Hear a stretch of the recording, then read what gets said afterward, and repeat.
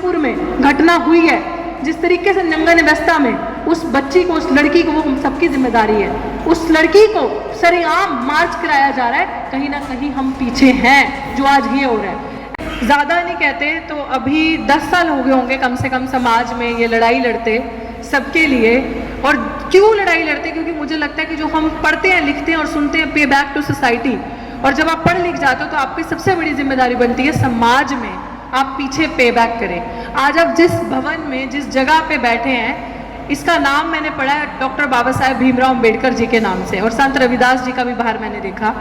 तो doctor B are Ambedkar ने अगर सबसे ज़्यादा काम, सबसे ज़्यादा मेहनत अगर किसी के उद्धार के लिए करी है तो वो महिलाओं के लिए करी है।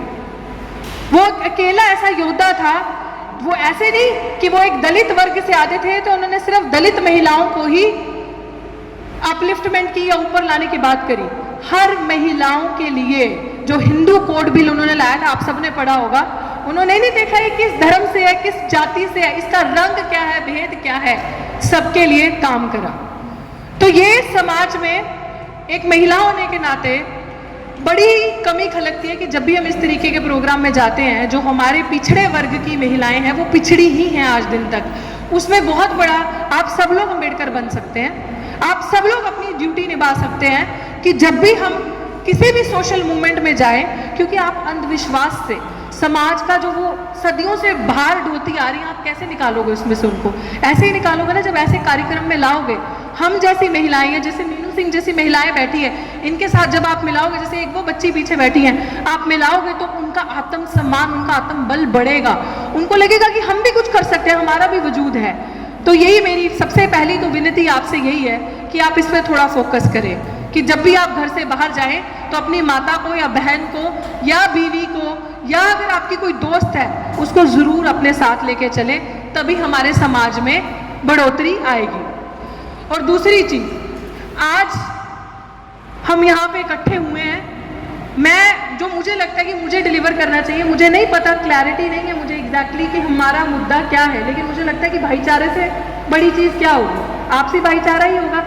तो आपसी भाईचारे की अगर हम बात करें तो जिस तरीके से समाज ने हमें तोड़ा है, आज जो सरकारें होंगी, पॉलिटिकल बात नहीं भी करूंगी, लेकिन नफरतों में जिस तरीके से हमें डाला और एक दूसरे से जिस तरीके से हमें दूर किया है, छोटी छोटी जातियों में आपको बांट दिया, छोटे छोटे आपको अपने धर्मों की लड़ाई में बांट दिया ताकि आप असली मुद्दे से हट जाए। आप असली मुद्दों पे बात ही नहीं करें, आप असली मुद्दों के बारे में सोचे ही नहीं। युवा भटक जाए और भड़क जाए, दोनों ही चीजें चल रही हैं। एक आपके अंदर ऑब्वियसली जब आप बेरोजगार हो जाओगे, आपके पास कोई काम नहीं होगा, पढ़े लिखे हैं, नौकरी नहीं है, तो आप दंगा ही तो करोगे।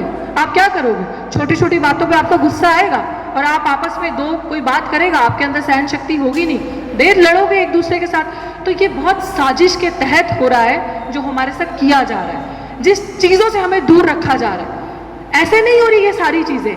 हम पढ़े लिखे युवा हैं, दिल्ली विश्वविद्यालय से, अगर आप मेरे को जानते हैं तो मैं दिल्ली विश्वविद्यालय से पढ़ी हूँ, मैंने साइकोलॉजी से दिल्ली विश्वविद्यालय से पीएचडी करी है। तो शायद जेएनयू जैसी यूनिवर्सिटी या दिल्ली यूनिवर्सिटी या पंजाब यूनिवर्सिटी जैसी, जामिया जैसी यूनिवर्सिटीज़ आपके अंदर ना एक कीड़ा डाल देती हैं।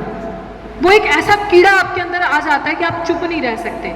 आप समाज में जब अपने हक अधिकार छीनते देखते हैं तो आप चुप नहीं रह सकते, आप पीछे नहीं रह सकते। भाई साहब 10 मिनट सुन लो, मैं 10 मिनट से ज़्यादा आपका वक्त नहीं लूँगी, है ना, मेरा ध्यान डिस्टर्ब हो जाएगा, बड़ी दूर से आए हम। तो मुझे ऐसा लगता है कि वो जो कीड़ा हमारे अंदर डाला है उससे हम भटक जाते हैं, उससे हम लड़ने लग पड़ते हैं। हम समझ नहीं रहे कि आज मुद्दा सबसे बड़ा जो है युवा के लिए वो रोजगार का मुद्दा है, वो नौकरी का मुद्दा है। और सबसे बड़ी बात जो हमें तोड़ा जा रहा है वो इसलिए नफरतें फैला के दूर दूर किया जा रहा है हमें, ताकि हम भटके रहें। अगर दिल्ली विश्वविद्यालय की बात करो जहाँ से मैं पढ़ी लिखी हूँ और जिस तरीके से मैं देखती हूँ, और जो भी युवा, आज खैर युवा भी कम है यहाँ पे, इस चीज़ का भी अफसोस है कि इतना सुंदर खूबसूरत भवन है, कुर्सियाँ खचाखच भरी होनी चाहिए थी, कमियाँ हमारे अंदर हैं, गर्मी सबको लगती है।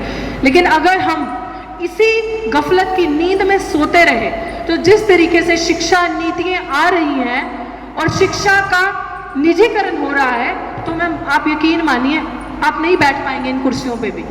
बहुत मुश्किल से आपके महापुरुषों ने लड़के आपको ये अधिकार दिया जो आज हम इस कुर्सियों पे बैठे हैं, जो एक दो महिलाएं सम्मान से इस कुर्सियों पे बैठी हैं। हमारे पास ये अधिकार नहीं था, हम इस कुर्सियों पे बैठ नहीं सकते थे। आज भी जो मणिपुर में घटना हुई है, जिस तरीके से नंगन अवस्था में उस बच्ची को, उस लड़की को, वो हम सबकी जिम्मेदारी है। उस लड़की को सरेआम मार्च कराया जा रहा है, कहीं ना कहीं हम पीछे हैं जो आज ये हो रहा है। एज ए देश हम बहुत पीछे हैं। हम यूथ भी एक नहीं हो पा रहे क्योंकि गंदी राजनीतियां हमारे सिर पे आके बैठी हैं। तो मैं तो जो काम कर रही हूँ आपको उसी के बारे में बता सकती हूँ। आपको ये बता सकती हूँ कि हमारा जो मिशन है, जिस संस्था से, जिस संगठन से मैं हूँ, उसके नेशनल कन्वीनर है एडवोकेट महमूद प्राचा और मैं पंजाब की कन्वीनर हूँ। उस संगठन का नाम है मिशन सेव कॉन्स्टिट्यूशन।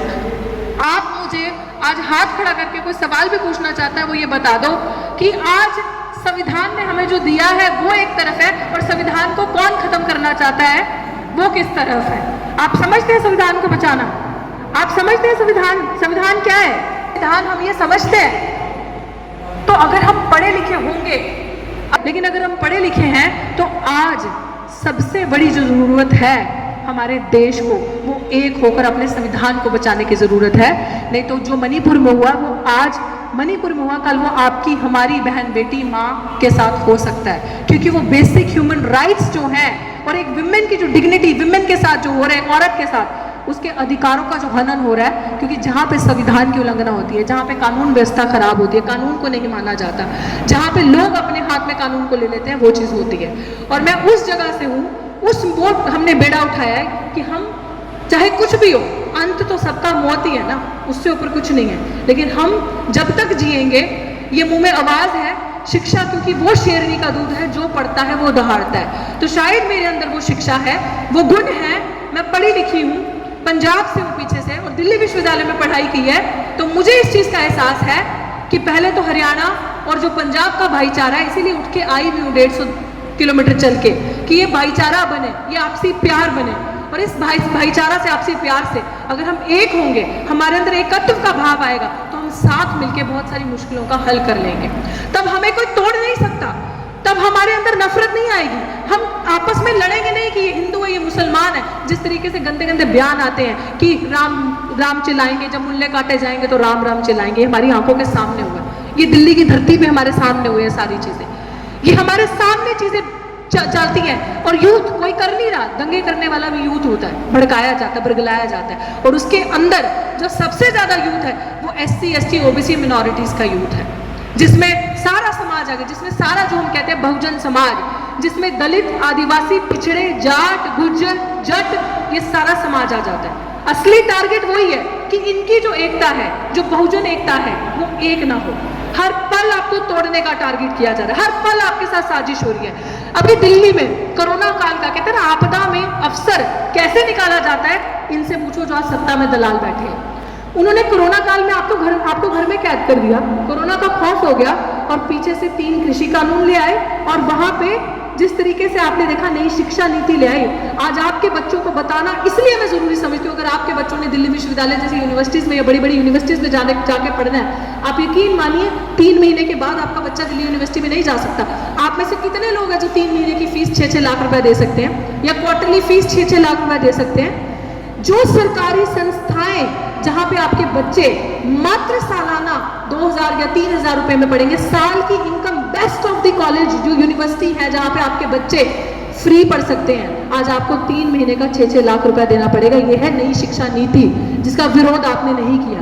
और मैं दावे के साथ कह सकती हूँ, अगर डॉक्टर अंबेडकर आज होते, जिंदा होते, तो सबसे पहला विरोध, सबसे पहले लड़ाई में इस चीज की वो खड़े होते, वो लड़ रहे होते, क्योंकि उनको अपने बच्चों का भविष्य बचाना है। उन्होंने आपको बहुत कुछ दे दिया, उन्होंने